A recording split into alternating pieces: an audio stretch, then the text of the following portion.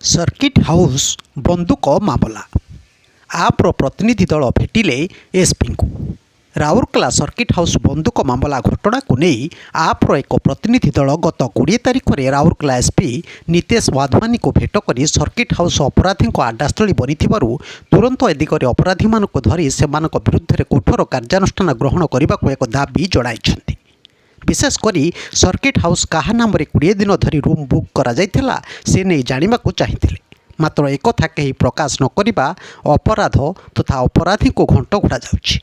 बिना अनुमति रे केही भी सर्किट हाउस बुक करिपारिबे नाही।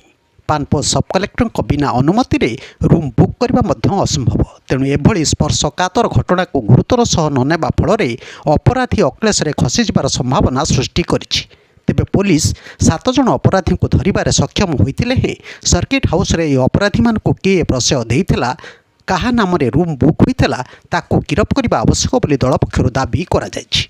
ए नहीं आम आदमी पार्टी पक्षरु पानपोष सब कलेक्टर को मध्य एही प्रतिनिधि दल भेटी निजर दाबी जणाइछन्ति। दल पक्षरु कहा जायछि जे अपराध कार्यकलाप रे संपृक्त थिबा रूम बुक करिथिबा व्यक्ति को मध्य गिरफ करा जाऊ, ता नहेले एही बंदूक मामलार असल रहस्य खोली पारिबो नाही बोली दल पक्षरु कहा जायछि। एही अवसर रे आम आदमी पार्टी पक्षरु नेता विनय तिवारी, राउरकेला जिला युव सभापति नीतीश कुमार, आजमेर खान, रमेश शतपथी, अम्लान पाल, स्वाधीन और अन्य माने उपस्थित थिले। देखंतु तारी चित्र।